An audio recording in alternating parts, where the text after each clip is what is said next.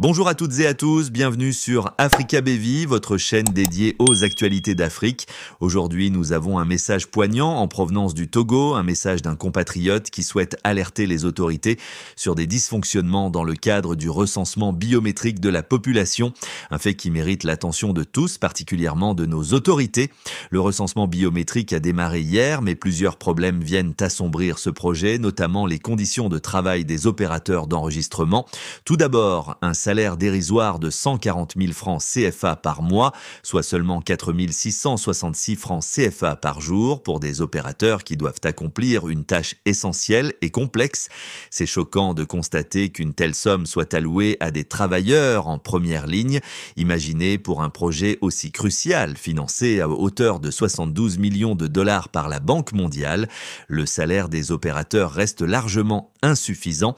Comment peut-on justifier qu'un travail similaire, payé 12 000 francs CFA par jour dans un autre projet de la CENI, soit si mal rémunéré ici?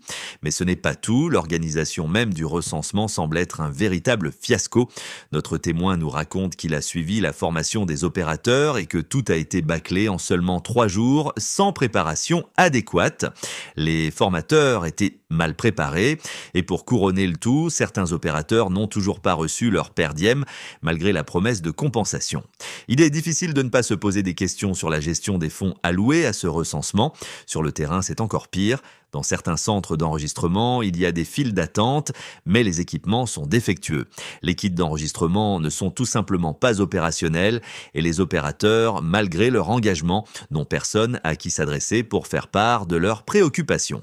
Cet appel est donc celui d'un parent d'un opérateur d'enregistrement qui constate cette situation préoccupante. Son souhait est simple, une amélioration des conditions de travail des opérateurs, une rémunération digne de ce nom et surtout une organisation efficace pour que ce recensement biométrique ne devienne pas une autre promesse en l'air.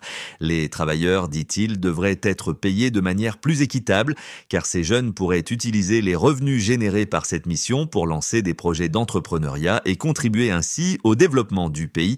Nous espérons que ce message sera entendu par ceux qui peuvent changer les choses et que ce recensement biométrique, qui doit être un outil de progrès pour le Togo, ne sera pas une occasion de plus d'injustice pour ceux qui sont censés le faire aboutir. N'oubliez pas de liker la vidéo, de vous abonner à Africa Bevy et d'activer la cloche de notification pour suivre l'évolution de cette situation. Partagez vos réflexions dans les commentaires ci-dessous. Merci de votre attention et à très bientôt pour un autre point sur l'actualité du Togo et de l'Afrique.